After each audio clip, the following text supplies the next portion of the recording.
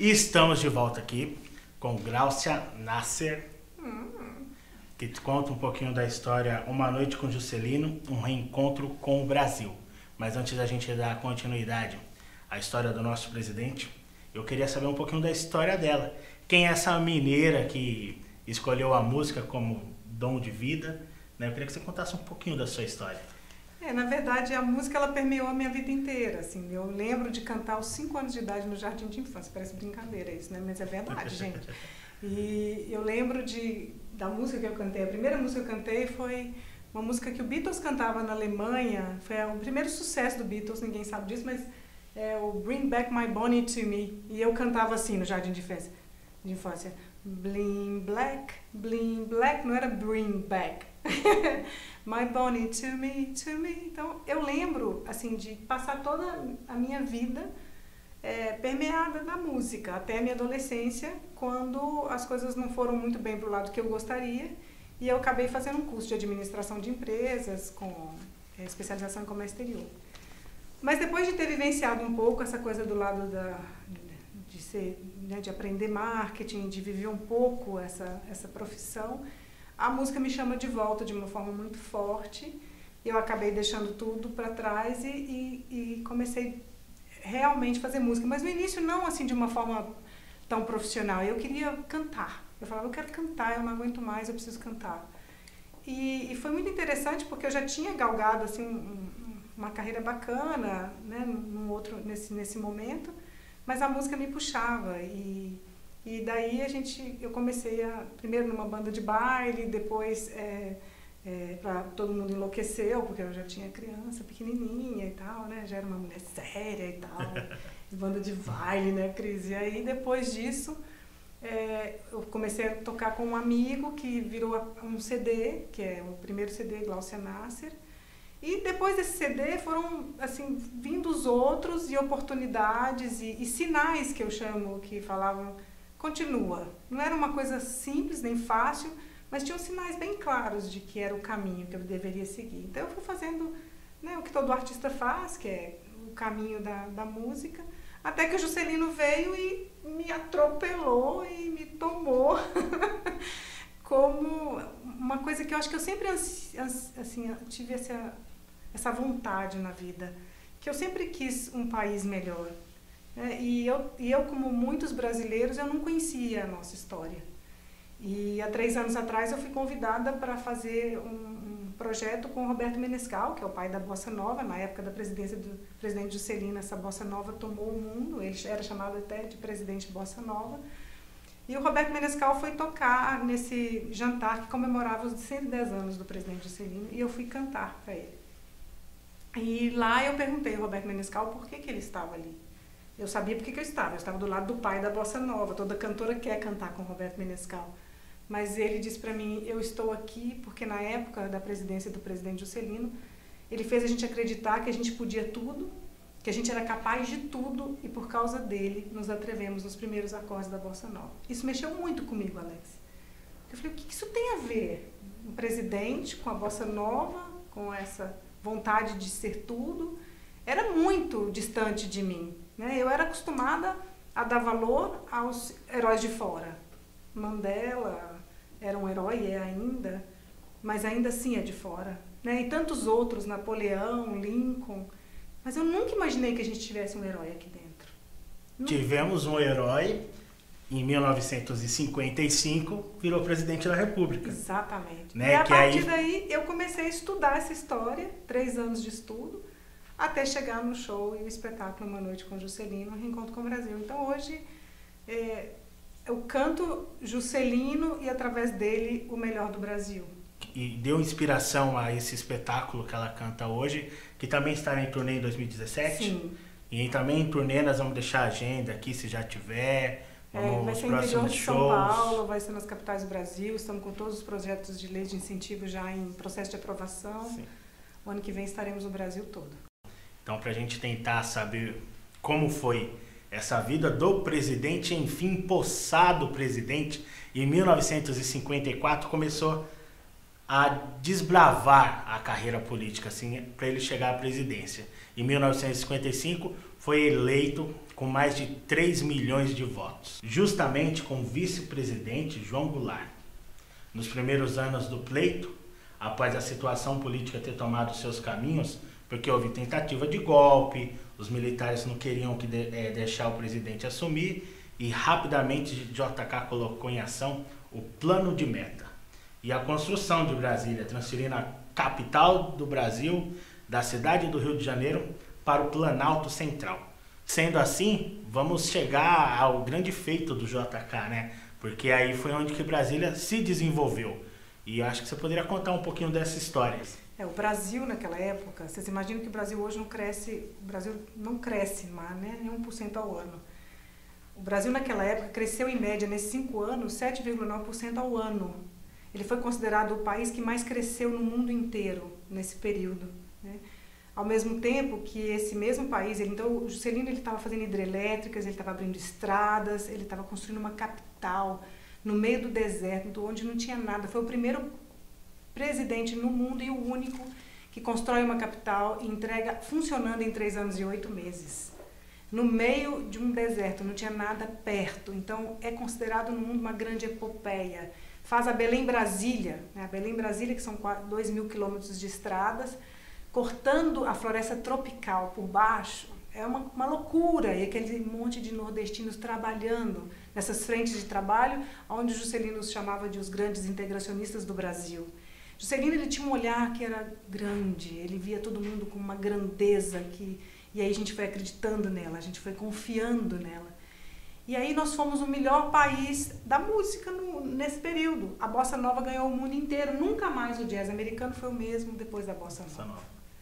Nós éramos a melhor música, a melhor arquitetura. Aliás, todos aqueles concretos redondos de Brasília que Niemeyer fez, foi a primeira vez no mundo que se fez. Foram os primeiros cálculos no mundo que foram feitos por brasileiros. O Paranoá também. Americanos tentaram encher a represa Paranoá, não conseguiram. Foram brasileiros que fizeram. Vivemos um momento onde toda a nossa genialidade, na nossa cultura, no nosso desenvolvimento, se fez em 5 anos. Por isso, 50 anos em 5. O primo de Juscelino fala que o Juscelino não nos levou ao horizonte, ele trouxe o horizonte até nós. E isso no mundo inteiro, quando acontece um desenvolvimento em todas as áreas de um país ao mesmo tempo, é considerado uma era. Então, no Brasil, a gente teve a era JK. E nós éramos considerados os artistas do impossível, porque éramos um país rural, fechado por dentro, sem tecnologia, estávamos empobrecendo a cada ano, não tínhamos indústrias, ele trouxe a indústria para o Brasil nessa época, automobilística, fizemos o primeiro Fusca no Brasil, e no final, toda a indústria automobilística, todas as peças eram brasileiras, feitas por brasileiros. Então, foi uma efervescência, então vivemos a era dos artistas do impossível, a era JK. E nesse momento no show, a gente se veste de Juscelino Kubitschek. Uma pena que eu não trouxe aqui a minha cartola. E a gente canta uma música que se chama Vivalda, que é contando... Eu acho que é o próprio Juscelino. Eu acho que se ele fosse falar para as crianças, ele diria assim. Vamos ouvi-las.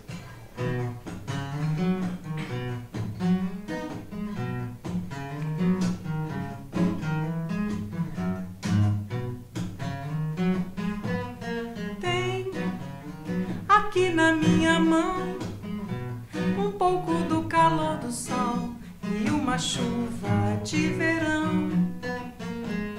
Bem, aqui na outra mão, a calma de um silêncio bom e tem uma canção.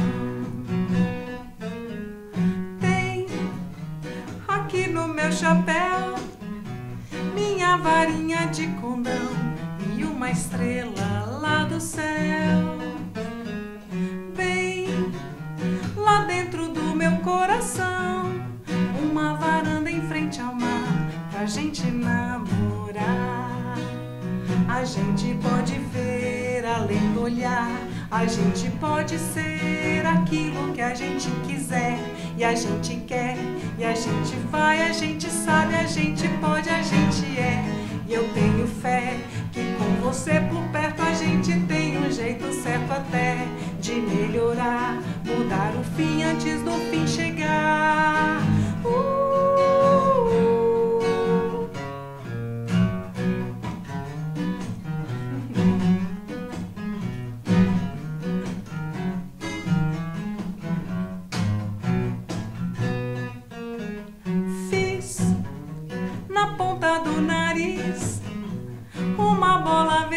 assim, só pra você sorrir pra mim. Tem uma passagem pelo chão, a gente entra por aqui e sai lá no Japão. A gente pode ver além do olhar, a gente pode ser aquilo que a gente quiser. E a gente quer, e a gente vai, a gente sabe, a gente pode, a gente é. E eu tenho fé que com você por perto a gente tem um jeito certo até de melhorar, mudar o fim antes do fim chegar.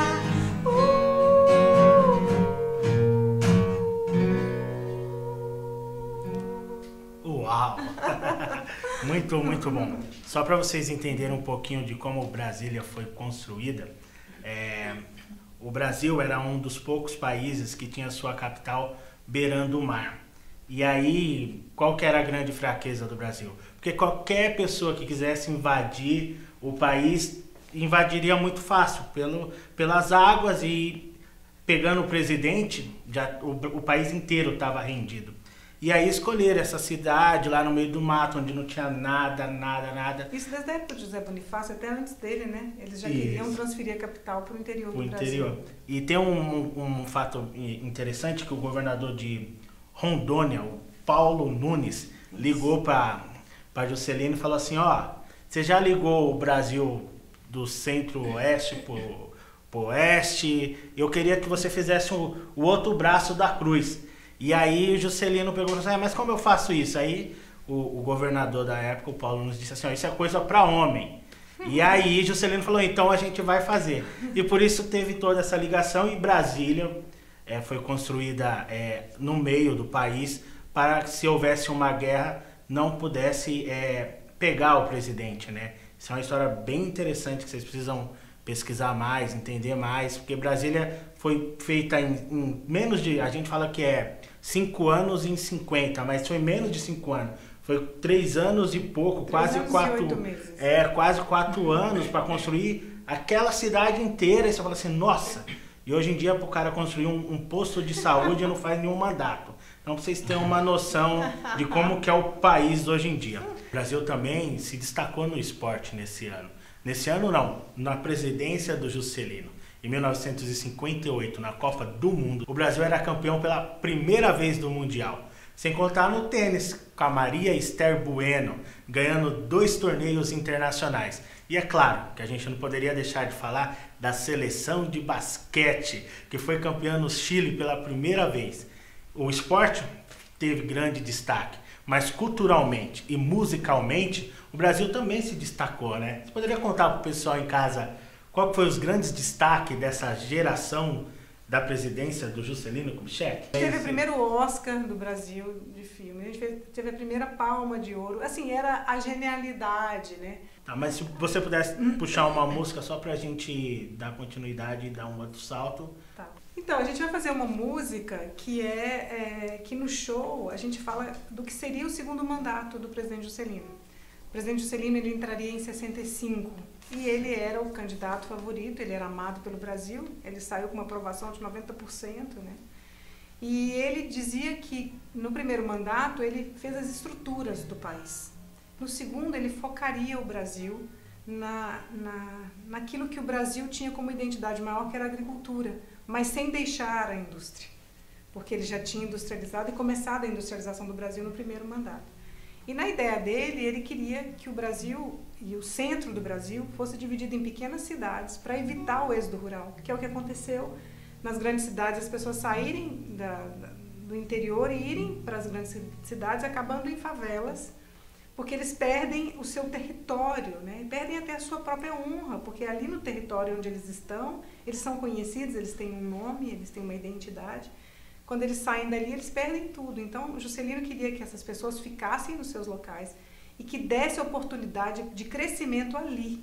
Então, ele faria pequenas cidades de até 10 mil habitantes, onde teriam cooperativas agrícolas e, junto com essas cooperativas que gerenciariam todo o plantio, enfim, venda dos produtos, teriam também teatro, escolas, arte e cultura. Então, ele uniria tudo isso. Esse era um projeto incrível do Juscelino, e se ele tivesse entrado no Brasil, jamais teria os problemas que hoje nós temos. Exatamente. Só que, como você disse anteriormente, para ele entrar na primeira presidência, ele quase teve um golpe naquela época, né? Porque eles diziam, se ele não pode ser candidato, mas se ele for, ele não pode ser eleito, mas se ele for, ele não pode governar, ele não pode assumir a presidência. Então, ali também houve um golpe de Estado, né, em 64, e foi propositalmente para não deixar Juscelino continuar, tanto é que no final da vida dele ele diz que a única forma de ser devolvido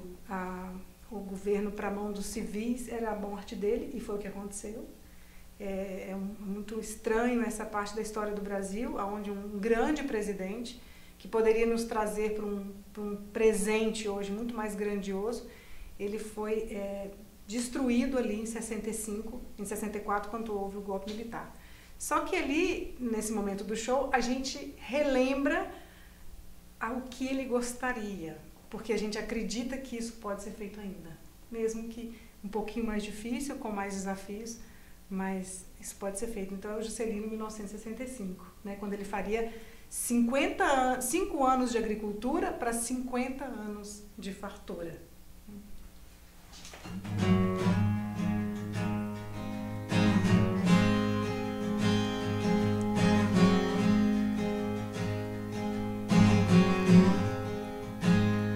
Corre um boato aqui de onde eu moro, que as mágoas que eu choro são mal ponteadas,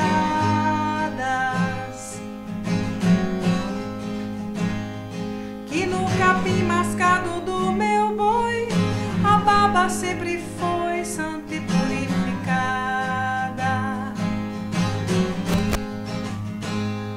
Corre um boato aqui de onde eu moro, que as mágoas que eu choro são mal ponteadas,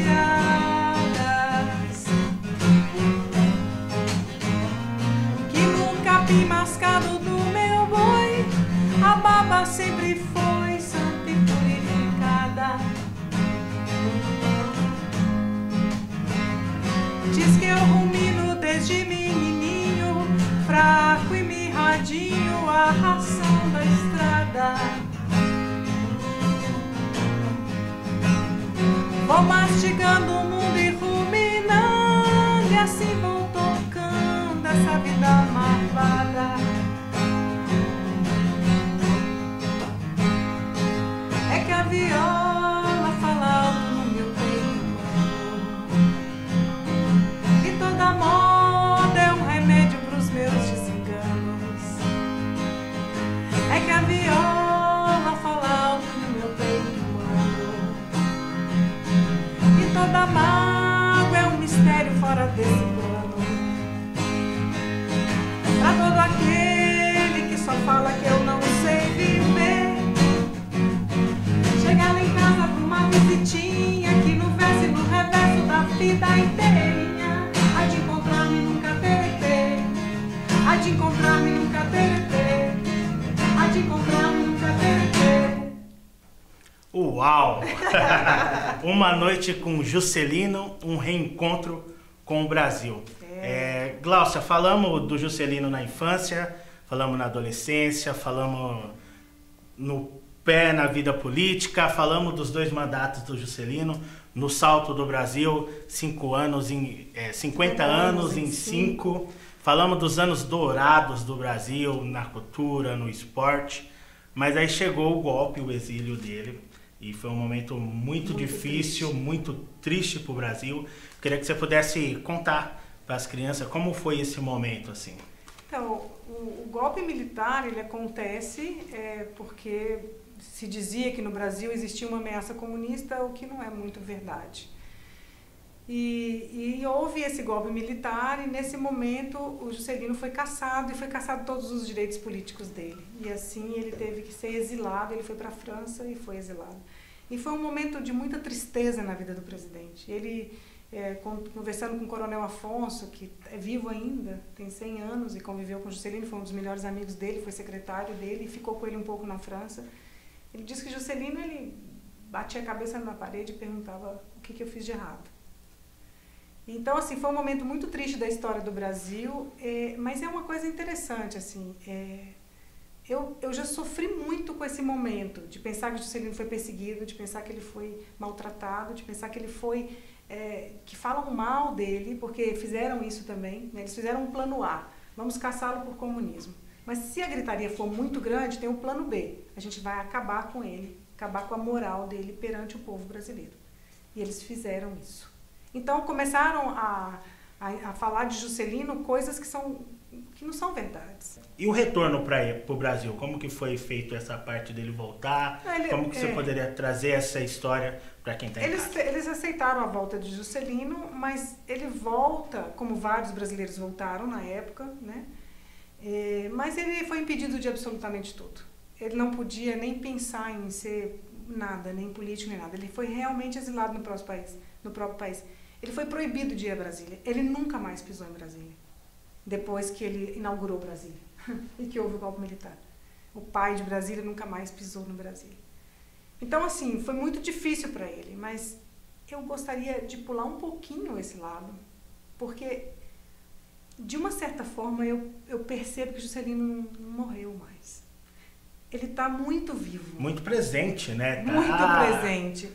E ele, assim, todas as vezes que Juscelino chegava, em todos os lugares, as pessoas cantavam a mesma música, que era o Peixe Vivo, né? E a gente canta no show. E que vai cantar aqui agora. Eu marquei ela aqui para pedir ela, Peixe Vivo. E que a gente falava isso no meio lamento lá no show, mas agora não. Agora, nessa música, a gente fala o seguinte, que Juscelino, vocês acham que Juscelino morreu?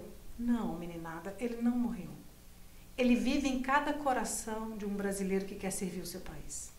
Todo mundo que quer servir o país é um filho de Juscelino. E ele vive cada vez que a gente transforma a nossa ação para servir a nossa pátria. Cada vez que a gente para de olhar para o nosso umbigo, cada vez que a gente para de pensar em si mesmo e pensa no outro, pensa na vida e em como contribuir para essa vida. Vamos cantar Peixe Vivo? Vamos cantar Peixe Vivo.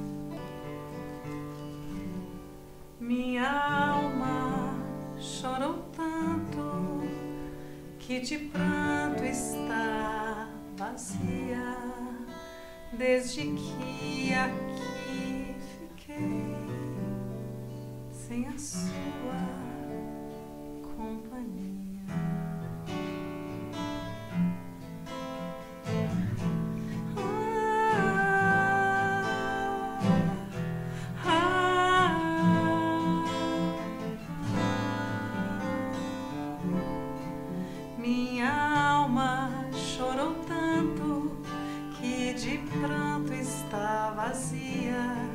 Desde que aqui fiquei sem a sua companhia.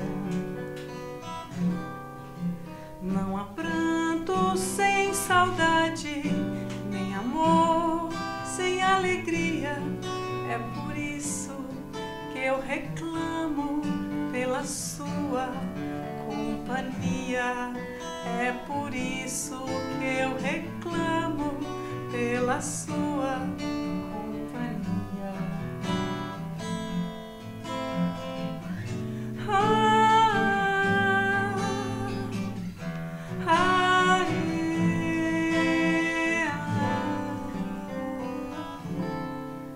Como pode o peixe vivo viver fora d'água fria?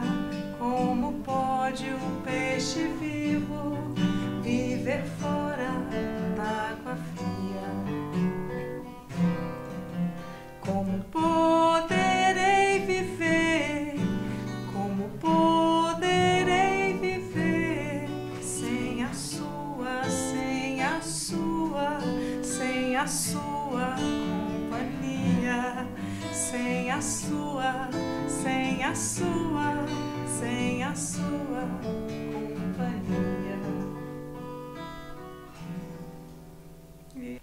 Como foi bonito ouvir agora Peixe Vivo, né?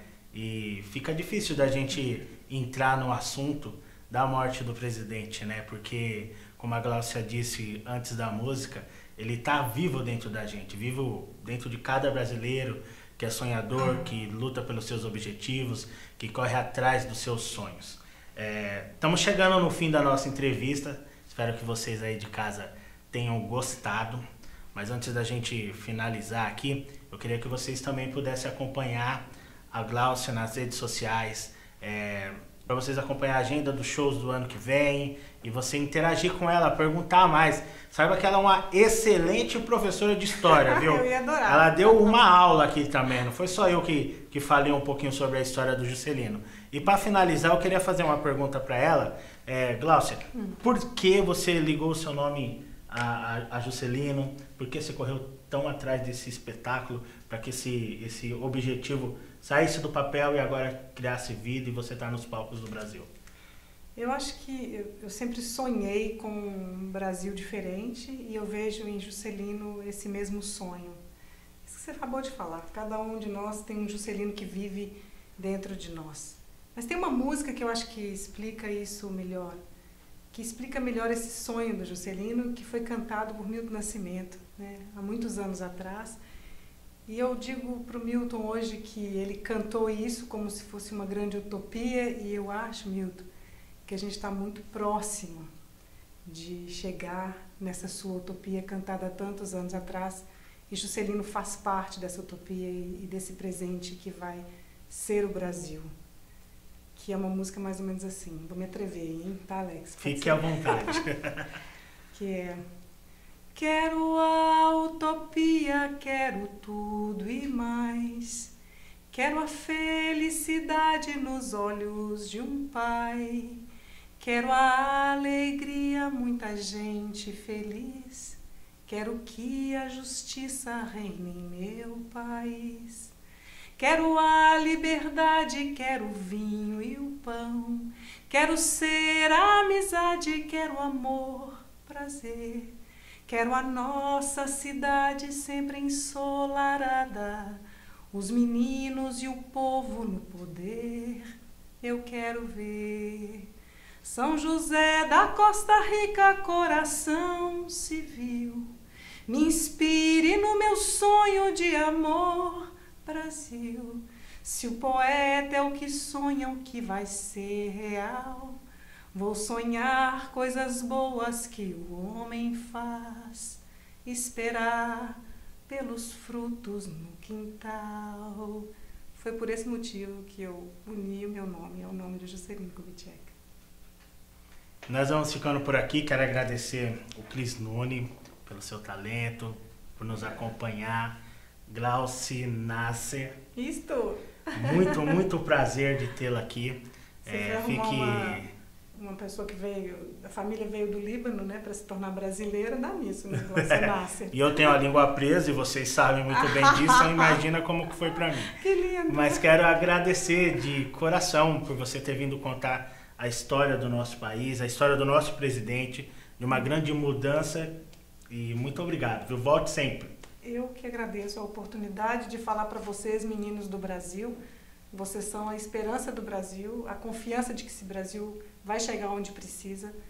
E façam isso. Cuidem uns dos outros para depois a gente cuidar do nosso país. Eu concluo dizendo que não aceite que vocês vão fazer a diferença. Vocês já são a transformação.